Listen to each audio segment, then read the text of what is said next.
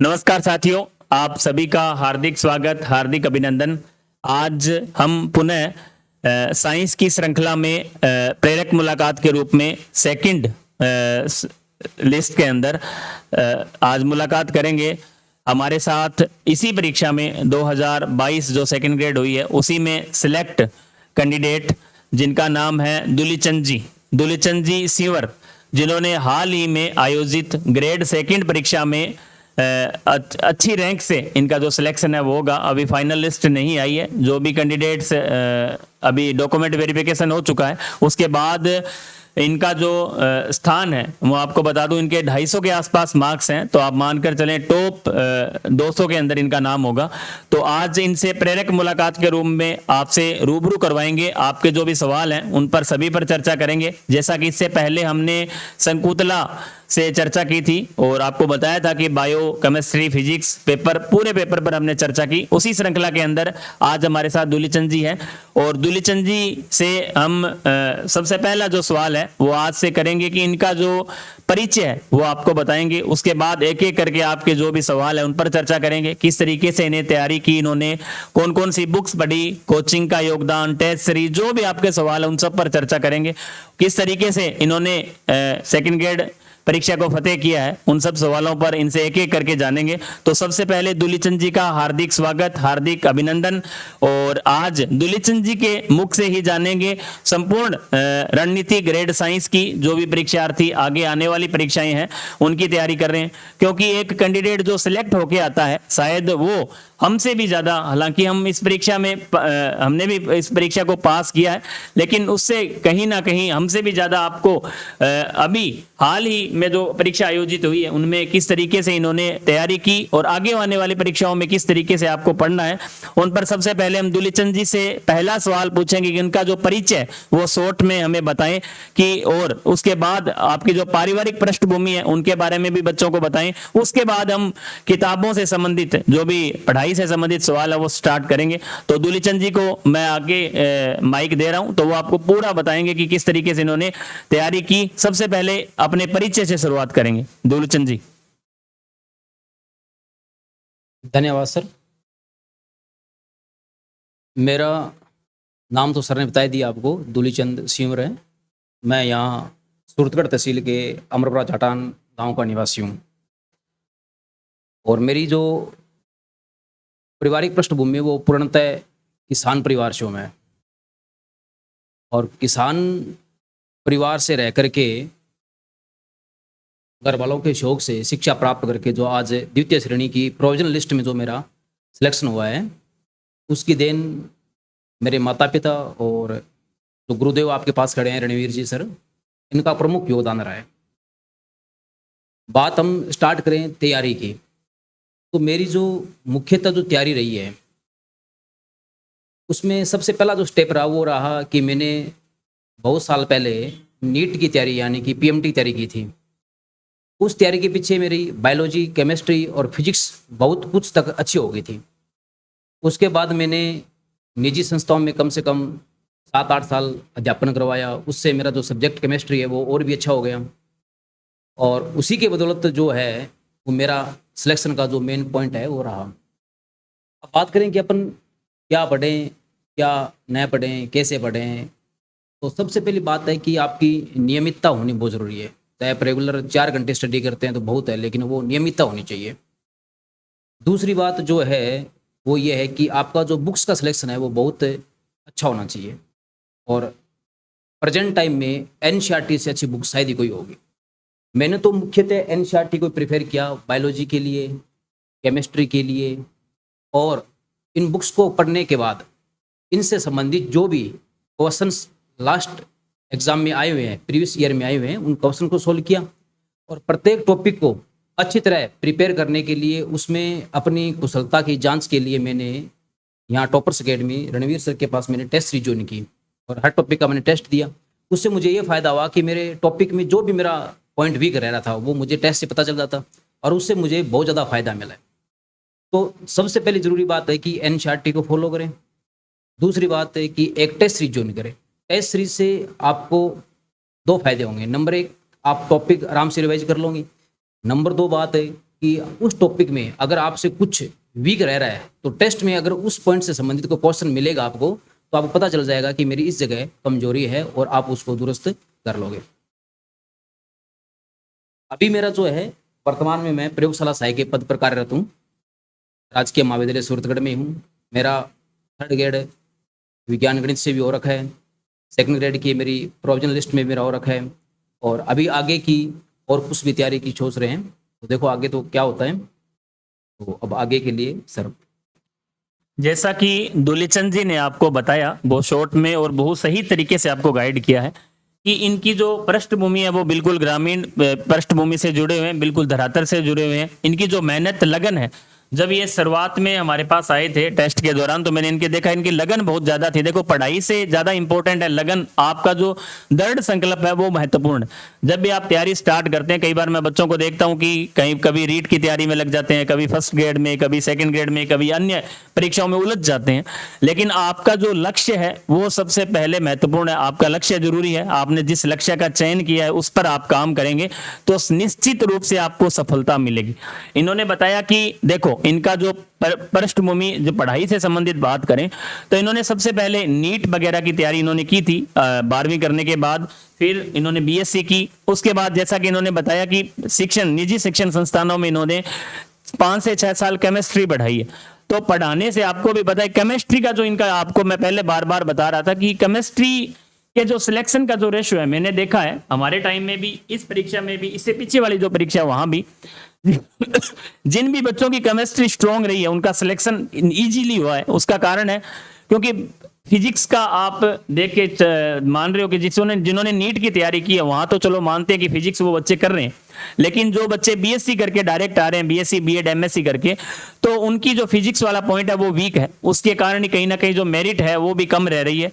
लेकिन केमिस्ट्री आपको एनसीईआरटी की जो केमिस्ट्री है यदि आप उनको आप अच्छे से कर लेते हैं, उसका कारण बताऊं क्योंकि एनसीईआरटी का जो पेपर है केमिस्ट्री का जो 2nd ग्रेड में पेपर रहा है वो हमेशा एवरेज पेपर रहता है, कोई ज्यादा हार्ड केमिस्ट्री नहीं पूछी जाती है आपसे। यदि आप ऑब्जेक्टिव प्लस एनसीईआरटी की जो केमिस्ट्री आप निकाल लेते हैं तो उससे बाहर प्रश्न नहीं आता है। बायो में यदि हम बात करें, कई बार प्रश्न बड़े लेवल से पूछे जा रहे हैं, पिछले 2 पेपरों में मैंने देखा है खास तौर से बायो के टफ प्रश्न पूछे गए हैं, लेकिन केमिस्ट्री का एक स्तर एवरेज रहा है हमेशा, ग्रेड 1st में भी 2nd में भी लगातार पिछले 4-5 पेपर से मैं देख रहा हूं कि लगातार एवरेज केमिस्ट्री पूछी जा रही है।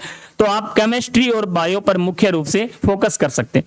सर ने जैसा बताया कि आप पिछले जो पेपर हैं उनको आप जरूर सॉल्यूशन करें ताकि आपको ऑब्जेक्टिव में दिक्कत नहीं आएगी, ताकि आप पिछले जो पेपर हैं आप पढ़ेंगे तो आपको उससे रिलेटेड समस्या है जो नहीं आएगी। इसके अलावा सर ने यह भी बताया कि दुलीचंद जी ने कि बुक्स कौन सी पढ़ें। जैसा आपको भी मैंने बता रखा है कि बायो केमिस्ट्री के लिए तो आपको एनसीईआरटी के अलावा बिल्कुल भी पढ़नी नहीं। जो केमिस्ट्री की एनसीईआरटी बुक है वो आपके लिए बिल्कुल सफिशिएंट है, उससे बाहर आपसे कुछ नहीं पूछा जाएगा, आप निश्चिंत मान के चलें। और पिछले जो पेपर है उनको आप साथ साथ निकालें। इसके अलावा बायो में मैंने आपको राजस्थान बोर्ड की बुक बताई थी जो पहले पुरानी भी चलती थी और इससे पहले 2018 के आसपास जो बुक चल रही थी राजस्थान बोर्ड की एनसीईआरटी से पहले, उसकी मैंने ग्रुप में फोटो भी शेयर की थी 11वीं 12वीं की बुक्स, वो आप पढ़ लेते हैं तो आपका चाहे बीएससी हो चाहे 11वीं 12वीं का मैटर हो लगभग आपका है जो वहां से क्लियर हो जाता है। इसके अलावा हम दुलीचंद जी से नेक्स्ट पूछेंगे कि इन्होंने तैयारी कब स्टार्ट की, मतलब ग्रेड 2nd में इन्होंने कब तैयारी स्टार्ट की और कितना समय मतलब इन्होंने इस परीक्षा को दिया।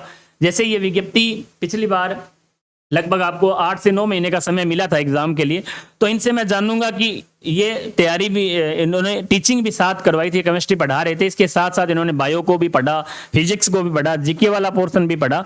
तो मैं इनसे जानूंगा कि इन्होंने तैयारी के दौरान कितने महीने, जैसे कई बार विद्यार्थी पूछ लेते हैं कि सर, हालांकि बताते हैं हम साथ साथ लेकिन फिर भी पूछ लेते हैं कि सर कितना समय प्राप्त है।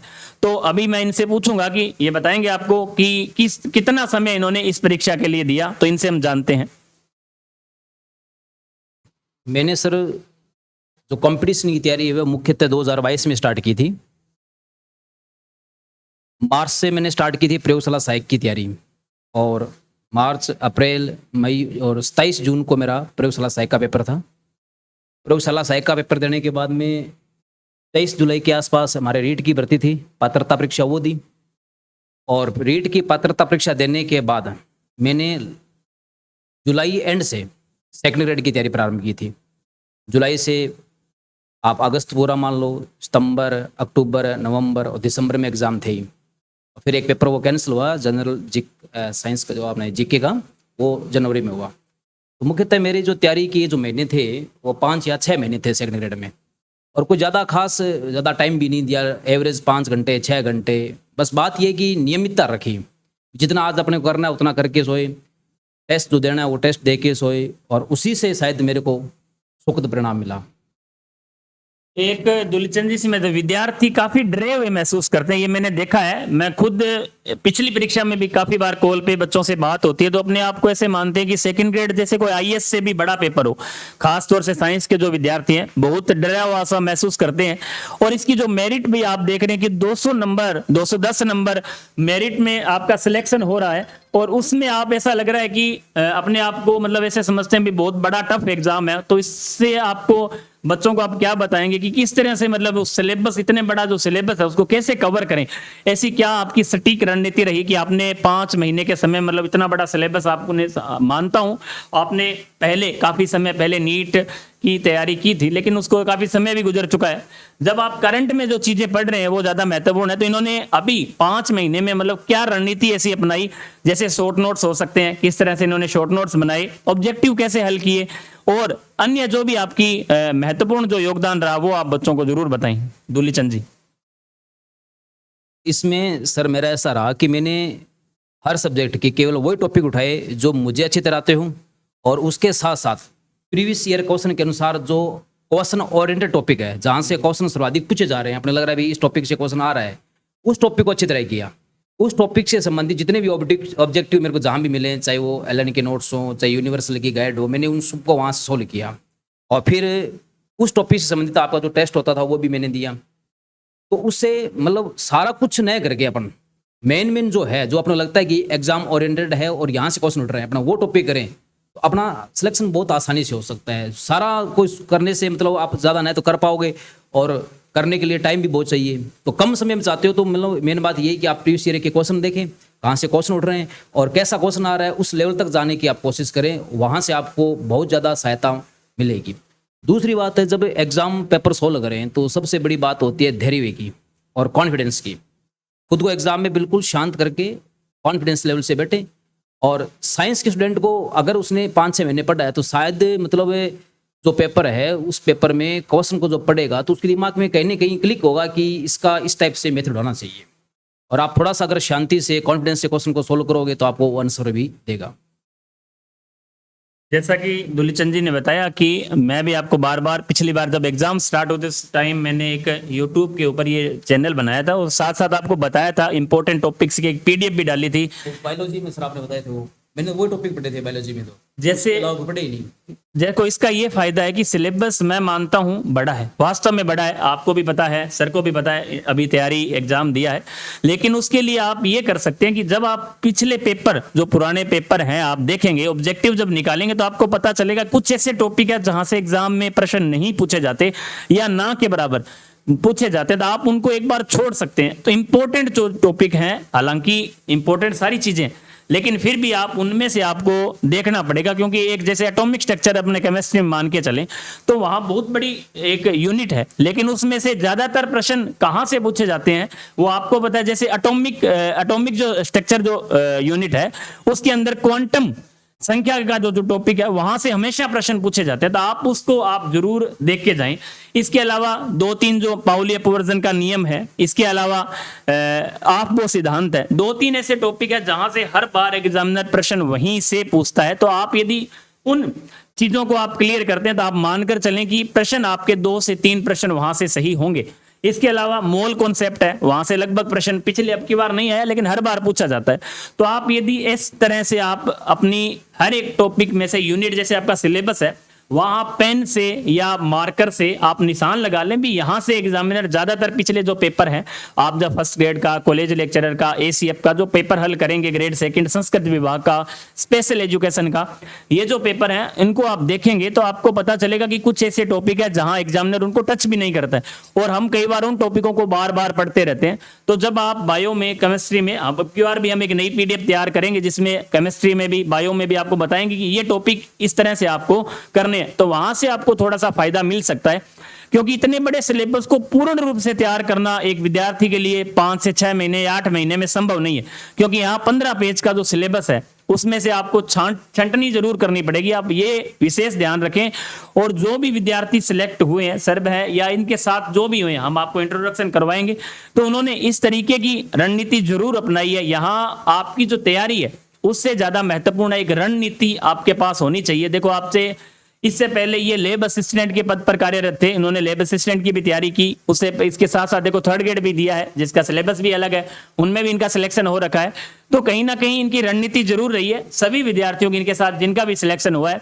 आप ये नहीं कह सकते कि हम तीर में तुक्का लगाओ, ऐसी कंडीशन नहीं है कि आप सोच रहे हो कि सर ने 2 महीने 3 महीने ऐसे पढ़ लिया और एग्जाम दे लिया, सफल हो गए, ऐसा संभव नहीं है। आप इस सेकंड ग्रेड जैसी यदि एग्जाम की तैयारी कर रहे हैं तो आपको एक पूर्ण रणनीति, पूर्ण सिलेबस के अकॉर्डिंग, पिछले जो पेपर है उनके अकॉर्डिंग, ऑब्जेक्टिव मेथड के अकॉर्डिंग आपको तैयारी करनी पड़ेगी।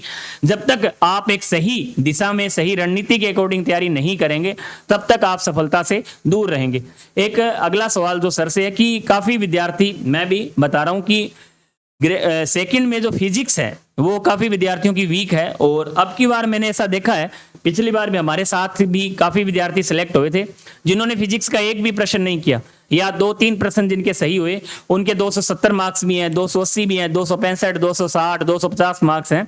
तो वो काफी विद्यार्थी बार बार पूछते हैं, सर से हम जान लेते हैं कि फिजिक्स का क्या योगदान है, मतलब किस तरीके से हल कर सकते हैं, छोड़ सकते हैं, या जो भी है वो सर आपको पूरा बताएंगे। तो हम दुलीचंद जी से जानेंगे कि फिजिक्स के बारे में थोड़ा बच्चों को जरूर बताएं।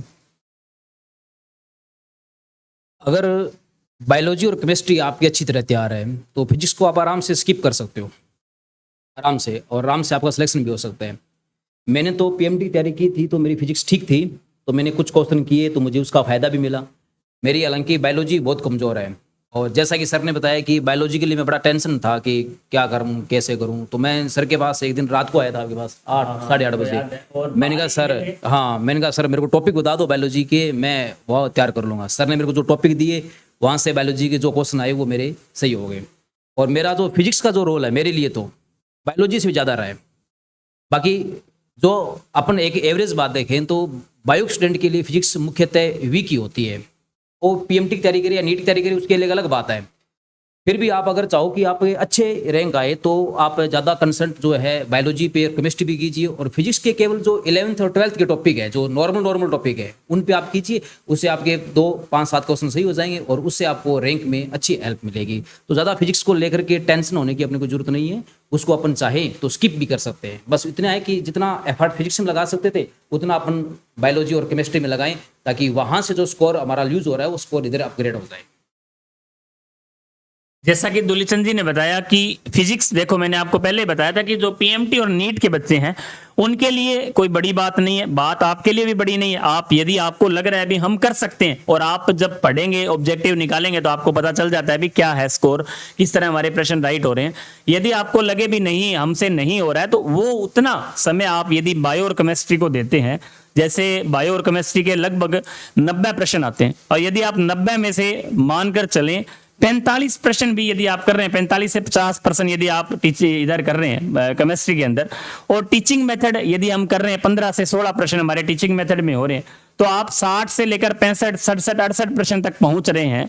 तो आप यदि इधर हमारा ये पेपर क्वालिफाई है, और दूसरी साइड जीके का जो पार्ट है वो थोड़ा सा इजी है इसकी तुलना में, यदि आप फिजिक्स की तुलना में देखें या बायो केमिस्ट्री में की तुलना में भी देखें, तो आप उधर अपना थोड़ा सा योगदान यदि अधिक करें जीके की तरफ, मान लो उधर आप 60 से 65 प्रश्न भी करते हैं और इधर भी आपके 65 प्रश्न मान लो हो रहे हैं, तो 65 और 65 130 प्रश्न होते हैं। 130 का मतलब आपके 260 मार्क्स हैं, और 260 मार्क्स एक अच्छा स्कोर है सेकंड ग्रेड साइंस के मामले में। ऐसा आपको आगे भी, आप ये ना मानकर चलें कि आगे कोई नया जमाना आने वाला है, ये सेम कंडीशंस आगे भी रहेंगी, क्योंकि पिछले यदि पेपर का पैटर्न, पेपर का लेवल इसी तरीके से रहता है तो आप इसी रणनीति के तहत आगे की जो तैयारी है वो कर सकते हैं। तो सर ने आपको पूरी चीजें बताई हैं। इसके अलावा सर बुक्स के बारे में एक बार थोड़ा सा और बता दें कि कंफ्यूजन है कि किस तरह की अंतिम जो बुक लिस्ट है आप एक बार बता दें, भी इतना आप पढ़ लें वो सफिशिएंट है, तो आप एक बार थोड़ी सी बुक पर भी चर्चा कर लें। बुक्स के लिए सबसे पहले जैसे बात करें अपन बायोलॉजी के लिए, तो बायोलॉजी के लिए तो एनसीईआरटी प्लस राजस्थान बोर्ड की जो सर ने बताई पुरानी वाली बुक्स है वो सफिशिएंट है। उसके बाद अगर आपको बायोलॉजी से संबंधित क्वेश्चंस करने हैं, एमसीक्यू क्वेश्चन करने हैं, तो उसके लिए आप यूनिवर्सल की गाइड ले सकते हो, या एलएन के जो मॉड्यूल्स के जो अपने क्वेश्चंस हैं नीट वगैरह में पीएमटी में जो आए हुए हैं, उनका केवल जो फर्स्ट पार्ट है वो करोगे तो भी आपसे आराम से हो जाएगा। केमिस्ट्री के लिए बात करें तो प्योरली आप एनसीईआरटी बेस्ड रहो, एनसीईआरटी से बाहर झांकने की जरूरत ही नहीं है। उसके क्वेश्चंस, उसके एमसीक्यू करो, आराम से आपको श्योरली हो जाएगा। फिजिक्स की तो फिजिक्स के जो सिलेक्टेड टॉपिक आप करते हो उससे संबंधित किसी भी गाइड को लेकर के उसके जो न्यूमेरिकल्स है, सिंपल जो फर्स्ट लेवल के न्यूमेरिकल्स है वो आप निकाल लो आराम से, चाहे वो एलन के मॉड्यूल्स हो, चाहे वो किसी अन्य गाइड्स के हो, उससे आपका आराम से कवर हो जाएगा। और साथ में इनके जो मेन बात है वो है टेस्ट सीरीज है ना, बार बार मैं ये कह रहा हूँ, टेस्ट सीरीज आप अगर ज्वाइन रखोगे तो आपकी जो तैयारी है उसमें आपको बहुत अच्छी शार्पनेस आएगी, आपकी उससे बहुत फायदा मिलने वाला है। जैसा कि सर ने बताया बुक्स के बारे में, टेस्ट के बारे में, तो अब देखो आप यदि आर्ट सब्जेक्ट से हैं, आर्ट स्ट्रीम से हैं, तो वहां आपको ज्यादा टेस्ट की आवश्यकता नहीं होती, क्योंकि एक सिलेबस तो मानता हूं बड़ा है, लेकिन आप रटाफिकेशन के द्वारा काम चला सकते हैं। मतलब यहाँ थोड़ा सा पैटर्न एग्जाम का अलग रहता है, प्रश्नों का जो पैटर्न है वो थोड़ा सा अलग है, तो इसके लिए आपको ऑब्जेक्टिव अभ्यास बहुत ही जरूरी है। राजस्थान बोर्ड की बुक आप एक ही बुक आप लें सफिशिएंट रहेगा। राजस्थान बोर्ड बायोलॉजी के लिए, केमिस्ट्री के लिए केवल एनसीईआरटी, और पुराने जितने भी पेपर हुए हैं वो जब भी आगे मौका मिलेगा तो हमारा एक विचार चल रहा है सर की क्लासेज का भी, जैसे केमिस्ट्री पर एक विचार है कि केमिस्ट्री की रिकॉर्डेड क्लासेज आपको पूरे सिलेबस की एनसीईआरटी बेस, क्योंकि सर ने लगभग 7 से 8 साल पढ़ाया है कोचिंग संस्थानों में भी, जो पीएमटी नीट की संस्थान है वहां प्राइवेट स्कूल्स में भी पढ़ाया है, तो केमिस्ट्री इनकी सर की बहुत शानदार है, उन पर अभी चर्चा चल रही है। यदि ऐसा संभव हुआ तो आगामी आने वाले 15-20 दिन में आपको वीडियो के माध्यम से दोबारा अवगत करवा दिया जाएगा। एक रिकॉर्डेड कोर्स बहुत ही कम दरों पर हम उपलब्ध करवाएंगे, ताकि केमिस्ट्री जैसा विषय है उसमें आपको समस्या ना आए। और केमिस्ट्री के लिए आप इसके अलावा साथ साथ आप केमिस्ट्री के लिए यदि जो एनसीईआरटी की बुक, इसके साथ पुराने जितने पेपर है, ये हमारी जो क्लासेज रहेंगी उसके भी हम विशेष रूप से सर को बोलेंगे कि टॉपिक के साथ जितने भी पुराने पेपरों में प्रश्न जो आए हुए हैं केमिस्ट्री का, मैंने सर एक देखा है अब की बार भी पिछली बार भी, जो पुराने पेपरों में प्रश्न है रिपीट का जो क्रम है वो सबसे ज्यादा केमिस्ट्री में रहता है, उसके बाद बायो में और फिजिक्स में। मतलब केमिस्ट्री में लगभग प्रश्न आप मानकर चले 50% प्रश्न ऐसे रहते हैं, जैसे एसीएफ में कोई प्रश्न आ गया, कॉलेज लेक्चरर में आ गया, स्कूल लेक्चरर में आ गया, या अन्य जो भी प्रतियोगी परीक्षाएं आरपीएससी ले रही है केमिस्ट्री से रिलेटेड, जैसे बहुत से ऐसे एग्जाम है जो वहां एग्जाम में प्रश्न पूछे गए हैं। पीएचईडी का एक प्रश्न पेपर होता है, उसमें इस तरह के काफी पेपर हैं। तो हमने एक ऐसा बुक लिस्ट तैयार की है जिसमें पुराने जितने भी पेपर हैं वो आपको टेस्ट सीरीज में मिलेंगे, प्लस सर की जो क्लास रहेगी टॉपिक पूरे होने के बाद 15 से 20 प्रश्नों को हम ऐसे चर्चा करेंगे जो पुराने पेपरों में आए हुए हैं, उनकी भी पीडीएफ या जिसका जो वीडियो है उनके साथ ऐड होगा, तो आपको उससे काफी बेनिफिट मिलेगा। हमारा जो आधार है कोचिंग का भी, टेस्ट सीरीज का भी, जो भी है हम इस पर, तो हमारा बेस है कि जो पुराने पेपर हुए हैं उनसे रिलेटेड, मतलब आपको ऐसा नहीं है कि बहुत ज्यादा हम पढ़ाएं या बहुत ज्यादा कुछ बताएं, आप केवल पुरानी चीजें जो एग्जाम में हुए हैं उस एग्जाम पैटर्न के आधार पर हमने टेस्ट सीरीज तैयार की है, जो भी क्लासेज होगी वो भी इसके आधार पर होगी, तो आपको ज्यादा भटकने की आवश्यकता नहीं है। हम बार बार जो प्रेरक मुलाकात की श्रृंखला हमने स्टार्ट की है ताकि आपको विश्वास बना रहे। कई बार बच्चों को ऐसा भी हो जाता है सर ऐसा नहीं होता, फिजिक्स छोड़ने से सिलेक्शन नहीं होता, या अकेली केमिस्ट्री कैसे सिलेक्शन करवा सकती है, या अकेली बायोलॉजी कैसे सिलेक्शन करवा सकती है, एमसीक्यू क्या होते हैं। तो इन चीजों को, सबके जो आपके सवाल हैं, जैसे ही रिजल्ट्स आएंगे उसके बाद भी मेरा टारगेट है, जैसे अब की बार 65+ जो सिलेक्शन हमारे रहे हैं उन सभी विद्यार्थियों से आपको रूबरू करवाऊं, ताकि आपको एक एक कॉन्सेप्ट है जो आपका क्लियर हो। तो सर को मैं लास्ट में बोलूंगा कि सर आप लास्ट में बच्चों को 2 शब्द के जरिए बताएं कि एक किस तरीके से ये जो अपनी है तैयारी को मैनेज करें, लगातार जारी रखें। आप लास्ट के 2 शब्दों में इनको बच्चों को बताएं। दूलीचंद जी। तैयारी के लिए सबसे पहले बात है कि नियमितता रखें, फुल विश्वास रखें खुद पे, और जितने एफर्ट्स अपने अंदर है वो सारे लगा दें कि जो करना है वो इस बार ही करना है, अभी नहीं तो फिर कभी नहीं। और धैर्य के साथ में अच्छी तरह बिल्कुल शांत मन से तैयारी करें, सफलता आपको निश्चित तौर पे मिलेगी। जैसा कि दूलीचंद जी ने बताया है, मैंने सर दूलीचंद जी में भी एक बात देखी है कि जब से मैं, जो हालांकि मेरे से सीनियर है, इन्होंने पढ़ाया है 7 से 8 साल, और इनका जो रणनीति है। मैंने वास्तव में देखो पढ़ाने से नहीं, इन्होंने जो तैयारी एकदम प्राइवेट संस्थान को छोड़कर, यदि कोई व्यक्ति जैसे 6-7 साल प्राइवेट संस्थान में पढ़ा लेता है तो उसके लिए काफी मुश्किल होता है। ऐसा नहीं है कि इतना आसान नहीं है कि आप पढ़ाते पढ़ाते जॉब में लग जाओ। इन्होंने जो मेहनत की है, इन्होंने ठान लिया कि अब की बार हमें सिलेक्शन लेना है, इसके लिए इन्होंने अपनी जो तैयारी के दौरान मतलब स्कूल छोड़ दिया। उसके बाद एक दिन शाम को मेरे से मिले कि सर आपसे मैंने चर्चा सुनी है सूरतगढ़ में आप ही सेकंड ग्रेड की तैयारी करवा रहे हैं। तो शाम को मेरे से मिले, बिल्कुल जल्दबाजी में आए कि सर मैं क्या करूं। तो मैंने इनसे पूछा भी आपने क्या कर रखा है, तो इन्होंने बताया मैंने 6-7 साल केमिस्ट्री पढ़ाई है। तो मैंने कहा आज ही आप जहां भी पढ़ा रहे हैं वहां से छोड़ दो या पीरियड कम कर लो और आज से ही सिलेबस को निकाल कर आप तैयारी स्टार्ट कर दो, आपका 100% सिलेक्शन हो जाएगा यदि आपकी केमिस्ट्री अच्छी है। तो उन्होंने बताया भी सर बायोलॉजी में चलो मैं केमिस्ट्री कर लूंगा, मैंने पढ़ाई है, फिजिक्स भी मैंने नीट में तैयार कर रखी है, मेरे पास नोट्स पड़े हैं, मैं पढ़ लूंगा। आप बायोलॉजी के बारे में बता दीजिए भी बायोलॉजी में। मैंने कहा यदि आप केमिस्ट्री और फिजिक्स आप कर रहे हैं तो बायो में यदि आप 15 से 20% भी कर लेंगे तो भी आपके लिए सफिशिएंट है। तो ऐसे टॉपिक बताओ। तो मैंने ग्रुप में भी डाली, इनको भी कुछ टॉपिक्स बताए कि आप इन टॉपिकों को एक बार, क्योंकि समय कम था, 4 से 5 महीने बचे हुए थे उस टाइम, तो इन्होंने बताया भी 4-5 महीने में मैं इतना कर सकता हूं। तो आप इतना देखो जो चीज आपको करनी है उसको आप पूर्ण रूप से कर लें। ऐसा नहीं है कि आपने केमिस्ट्री भी पढ़ ली, फिजिक्स भी पढ़ ली, बायो भी पढ़ ली, जीके भी पढ़ रहे हैं, जितनी किताबें मिल रही हैं उनको पढ़ रहे हैं। ऐसा नहीं करना आपको, केवल सफिशिएंट कम से कम चीजें पढ़नी है और याद ज्यादा से ज्यादा करना है, बार बार उनको पढ़ना है। तो आप पहले अपनी जो आधार है, क्योंकि मैं भी समझता हूं सर भी और आप भी कि हमने बीएससी में क्या पढ़ा है, 11वीं-12वीं में हमारा आधार क्या रहा है। मुझे भी पता है कि आपने नॉर्मली बीएससी भी तो बिल्कुल हम लगभग विद्यार्थी है 1 वीक पर बेस रहते हैं, क्योंकि सर अभी कॉलेज में लैब असिस्टेंट के पद पर कार्य रहता है। तो आज ही हम चर्चा कर रहे थे कि अभी कॉलेज में क्लासें लग रही हैं लेकिन बच्चे अभी तक भी हमारे पास मतलब एक भी बच्चा क्लास में नहीं आ रहा, ये कंडीशंस हैं। तो हम उन कंडीशन से हम भी गुजरे हैं।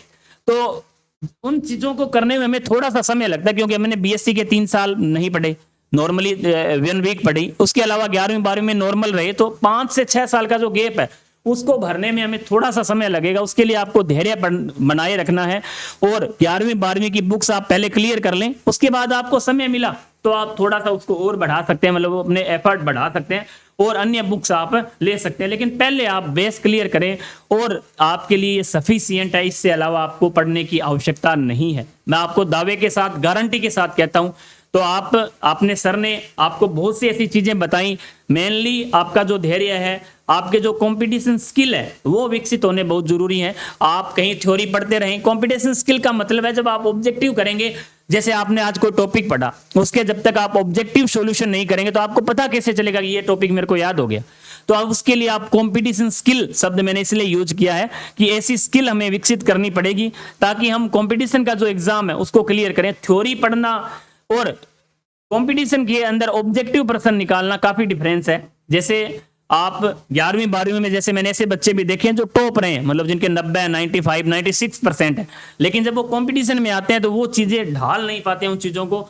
सर के और मेरे एवरेज परसेंट, ऐसा नहीं है अभी हम अपने जमाने में को टॉप रहे हैं, लेकिन कंपटीशन स्किल यदि आपकी विकसित हो गई है तो आपको ऐसी कभी भी समस्या है जो नहीं आएगी। तो आज मैं सर ने आपको बहुत सी चीजें बताई। बाकी नेक्स्ट आगे के वीडियो में हम प्रेरक मुलाकात के रूप में नेक्स्ट जो प्रतियोगी परीक्षा में इन्होंने अच्छी रैंक या जो सिलेक्ट हुए उनसे हम मुलाकात करवाएंगे। तब तक के लिए जय हिंद, जय भारत, जय राजस्थान।